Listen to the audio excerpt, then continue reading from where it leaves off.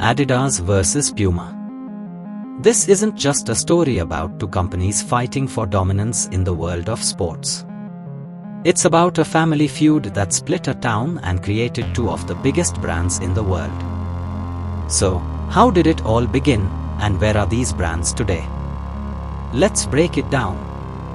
Our story begins in the small town of Herzogenaurach, Germany, in the 1920s, where two brothers, Adolf or Adi and Rudolf or Rudi Dassler, started a family business that would forever change the world of sports.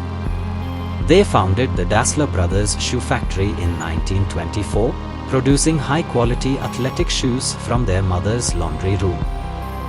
Their shoes quickly gained popularity, and in 1936, a breakthrough moment happened when Jesse Owens won 4 gold medals at the Berlin Olympics, wearing Dassler shoes. This put the brothers on the map as pioneers in sports footwear.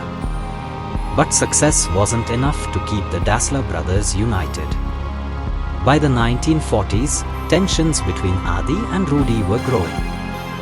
Some say it was due to personal differences, others say it was political disagreements, and some believe it was due to jealousy.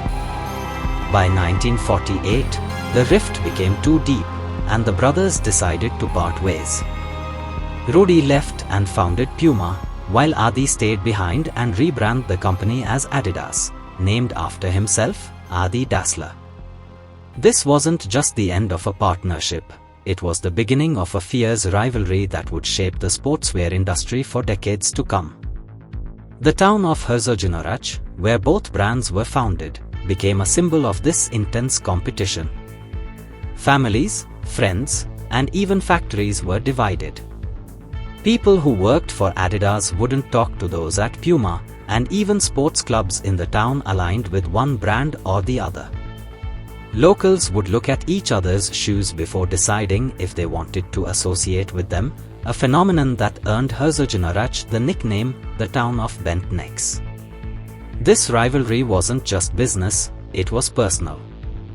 In the early years after the split, both brands were vying for dominance in the sports world. But a turning point came in 1954. The German national football team, wearing Adidas boots with screw-in studs, won the FIFA World Cup by defeating the seemingly invincible Hungarian team. This victory catapulted Adidas to global fame and established them as a leader in sports innovation. While Adidas secured global fame with the German football team's 1954 World Cup victory, Puma was determined to make its mark and launched several key strategies to compete. They focused on both technological innovation and aggressive athlete sponsorship. In 1952, Puma introduced the Super Atom, the world's first football boot with screw-in studs. This innovation rivaled Adidas' screw-in studs, and it showed that Puma was ready to challenge Adidas on the global stage. The brand was quick to follow up with the Puma King in the 1960s, a football boot that would go on to become iconic in the world of sports. While Adidas focused on dominating European football, Puma made a bold move in the 1960s by expanding its athlete endorsements to South America, particularly Brazil, a football powerhouse. This led them to one of their biggest wins, signing Pelé, arguably the most famous footballer of all time. During the 1970 FIFA World Cup in Mexico, Pelé famously wore Puma boots in the final match, where he led Brazil to victory, securing their 3rd World Cup title. This was a massive marketing success for Puma, as Pelé was already a global superstar. In a now legendary moment, just before the game started, Pelé bent down to tie his Puma boots, an act that drew the eyes of millions of viewers and cemented Puma's presence in the world of football. This was a turning point for Puma. The brand had positioned itself as not just a competitor, but a true rival to Adidas in the football world. Puma's strategy was clear: if Adidas had European football, Puma would dominate the global stage, especially in South America. Puma also ventured into athletics, securing Tommy Smith, the American sprinter who made history at the 1968 Olympics by raising his fist during the medal ceremony, wearing Puma shoes. From the 1970s onward, Puma aggressively signed top athletes in various sports to bolster its image.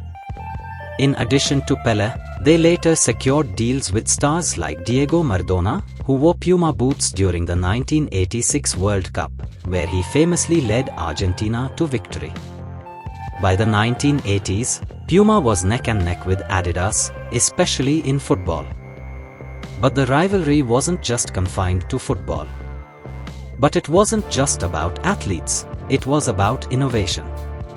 Adidas focused on new technologies like their revolutionary boost cushioning and prime knit technology, while Puma pushed its own innovations, including Ignite Foam and LQD Cell.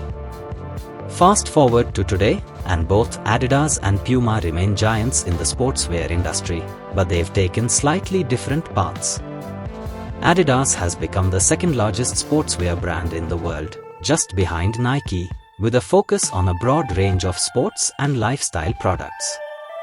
Puma, on the other hand, has carved out its niche by focusing on fashion-forward collaborations with brands like Rihanna's Fenty and Balmain, as well as maintaining a strong presence in football and motorsports. It's smaller than Adidas but still a major player in the industry. While the fierce rivalry between the two brands is now more professional than personal, the legacy of the Dassler brothers remains. The split of Adidas and Puma created two distinct brands, both with their own identity, vision, and market strategies. Whether you are Team Adidas or Team Puma, it's undeniable that this sibling rivalry helped shape the modern sportswear industry and left a lasting impact on how sports and fashion are intertwined. So, where do Adidas and Puma go from here? With new technologies, sustainability efforts, and global expansion, both brands are looking toward the future. But one thing's for sure, this rivalry isn't over yet. Let me know in the comments, are you Team Adidas or Team Puma? And don't forget to like, subscribe, and hit that notification bell for more such interesting corporate stories. Thanks for watching and see you next time.